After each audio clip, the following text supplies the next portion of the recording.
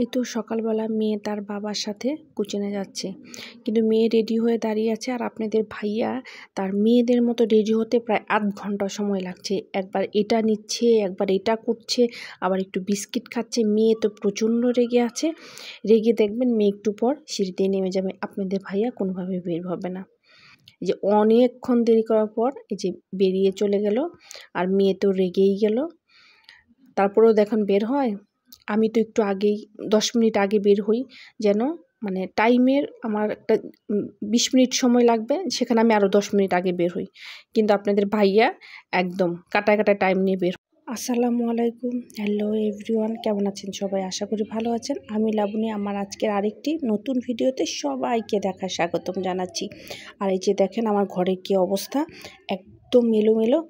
এই যে আপনাদের ভাইয়া বিছানা চাদরটা উল্টে রেখে গেছে, রেখে এখানে বসে বিস্কিট খেয়ে তারপরে বের হয়ে গেছে। এখন এগুলি সব গুছাতে হবে, মানে যা ইচ্ছে তাই করে গেছে আপনাদের ভাইয়া। এখন এগুলি সব গুছাবো, তারপরে আমি আগে এই ঘরটা গুছাবো, তারপর অন্য ঘর গুছাবো।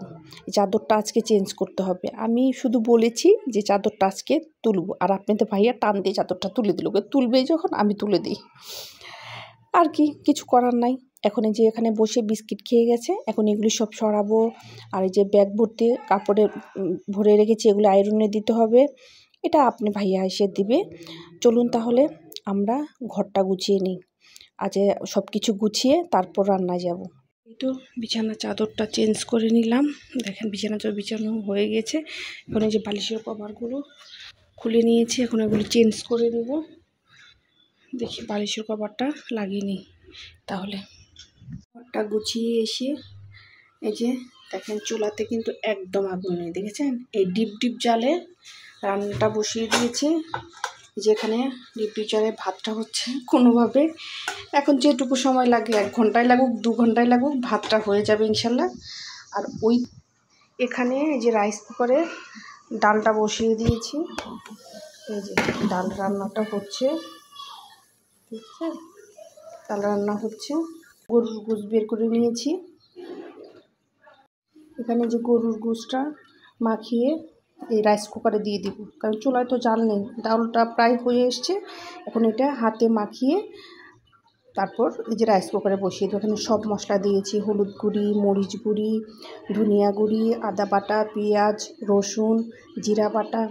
তারপরে আমি আবার একটু মৌরি বাটা খাই, রাঁধুনি সচ খাই। এটা বেটে তারপরে এখানে দিয়ে দিয়েছি দারচিনি, এলাচ, লং, গোলমরিচ, মানে যা যা লাগে আর কি, যাবতীয় গোশ রান্নায় যা যা লাগে সব দিয়ে দিয়েছি ইনশাল্লাহ। এখন শুধু পেঁয়াজ দেবো।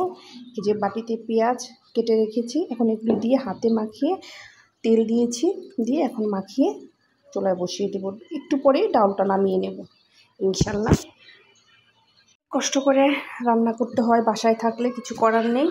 এখন যে রান্নাটা বসিয়ে এই ডাইনিং রুমটা একটু গুছিয়ে নেব তাই ইনশাল্লাহ। আর কাপড় ধুতে ওয়াশিংয়ে কাপড় ধুতে দিয়ে দিয়েছি। এই যে এখানে এই যে কাপড় ধুতে দিয়েছি, আর 5 মিনিট আছে হলেই কাপড়টি ধোয়া শেষ। এগুলো শুকাতে দিয়ে দিব। মানে রান্নাও করছি, ফাঁকে ফাঁকে ঘরের সব কাজও করে নিচ্ছি ইনশাল্লাহ। এই যে দেখেন রান্না আসলে কি জানেন, রাইস কুকার রান্না করে আমার ডাইনিং টেবিলের এই অবস্থা হয়ে যায়। এখানে সব হাঁড়ি পাতিল সব এখানে আনতে হয়, সব এখানে এনে তারপরে রান্না করতে হয়। এখন এটা বসিয়ে দিলে আর কিছু বসানোর নেই। তারপরে কি করব, এটা বসিয়ে দিয়ে ডাইনিং টেবিলটা গুছিয়ে নেবো, ব্যাস রান্নার কাজটা মোটামুটি হয়েছে। আজকে আর কিছু রান্না করব না, বিকেলে গ্যাস চলে আসবে তখন কিছু করবো। একটু শাক ভাজি করলে ভালো হতো, কিন্তু যে চুলার জাল এটাতে সম্ভব না। আজকে শুধু ডাল আর এই গরুর গোছ রান্নাটাই হবে, আর অন্য কিছু করব না, বিকালে করবো ইনশাল্লাহ। তাহলে সে পর্যন্ত আমার পাশেই থাকেন।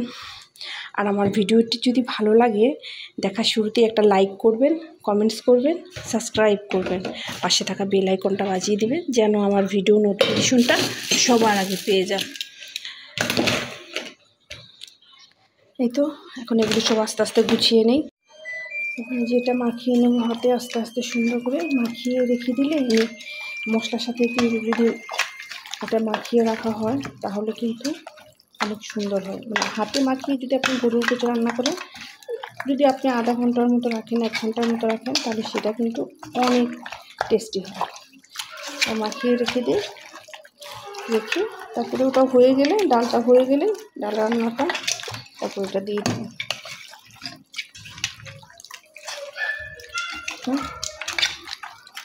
এখন ঢেকে রেখে দেবো।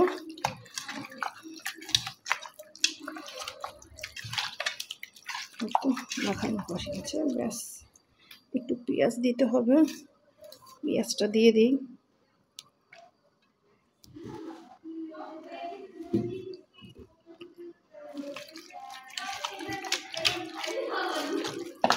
একটু কাঁচামরিচ দেবো হালকা, কাঁচামরিচটা কেটে দিব না, শুধু ধুয়ে আস্তে কাঁচামরিচটা দিয়ে দিব। তাহলে কাঁচামরিচ দিয়ে কিন্তু অন্যরকম একটা সুন্দর একটা ফ্লেভার আসে।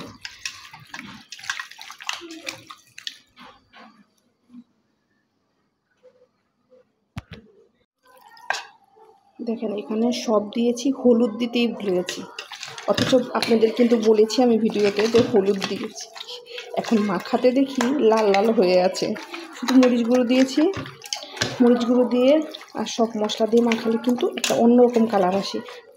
মনে মনে ভাবছি আর মাখাচ্ছি যে কালার হচ্ছে না কেন।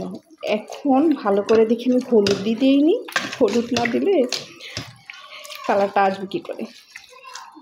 এখন কালারটা চলে আসছে, আর একটু দিতে হবে মনে হচ্ছে, একটু দিয়ে দিই। এই যে দেখেন এখন কিন্তু দেখেন সুন্দর একটা কালার আসছে, মাশাআল্লাহ। এখন এটা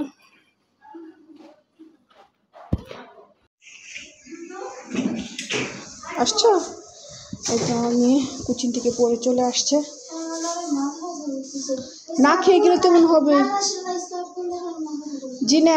সকালে যদি এই যে সকালে তুমি ঘুম থেকে উঠছো, এখন কটা বাজে, 12টা বাজে, তুমি এখন সকালে নাস্তাই করো না, তাহলে কেমন হবে? এই আসো বাবুরা আসতো না, ওই যে নাস্তাটা খাইতে হবে না, তুমি নাস্তা খাবা না, সকালে কিছু খাবা না, দুপুর পর্যন্ত না খেয়ে থাকবা, তাহলে তোমার তো মাথা ঘুরাবেই। এই তো রাইস কুকারে গরুর গোস্তটা বসিয়ে দিচ্ছি, রান্না হতে থাকুক। এইদিকে তো মেয়ে চলে আসলো, সেটা দেখতেই পেলেন। তো রান্না হতে বেশি সময় লাগবে না, রাইস কুকার রান্নাটা দ্রুতই হয়ে যায়। গোসল করতে করতে সবাইকে খেতেও দিতে পারবো ইনশাল্লাহ। এই তো আমার রান্না কমপ্লিট, রাইস কুকারে রান্না করে এই যে এখন খেতেও দিয়ে দিচ্ছি। সব রাইস কুকারে সব রান্না শেষ করতে করতে তো একটু বেশ দেরি হয়ে গেছে, কারণ 1টার দিকে গরুর গোস্ত রান্না বসিয়েছি, এটা করতে তো একটু বেশ সময়ই লাগে। আর এদিকে আমাদের সব কাজও শেষ হয়ে গেছে, গোসল ফ্রেশ হওয়া সমস্ত কিছু শেষ।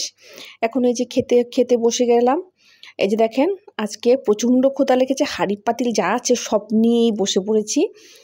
ডাইনিং টেবিলে নিয়েছিলাম, আপনাদের ভাইয়া বললো এই রুমে আনো, এসির নিচে বসে আমরা খেয়ে নিই দ্রুত, তাই বিছানাতেই বসে পড়েছি। দস্তরখানা পেতে এখানে খেয়ে নিচ্ছি, প্রচণ্ড ক্ষুধা লেগেছে। এখন আমরা খেয়ে নিই। আর এই যে দেখেন এখানে মেয়েকে ভাত মাখিয়ে দিচ্ছি। আর বলছিলাম আমার মেয়ে লজ্জা পাচ্ছিলো, তুমি এটা বলবে না, মানে খেতেই চায় না। জোর করে ভাত একটু মাখিয়ে দিলাম, এখন খেয়ে নিবে। তাহলে আমরা খাবারটা খেয়ে নিই, আপনারাও খেয়ে নেন।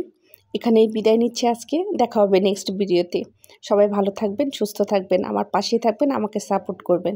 আসসালামু আলাইকুম, আল্লাহ হাফিজ।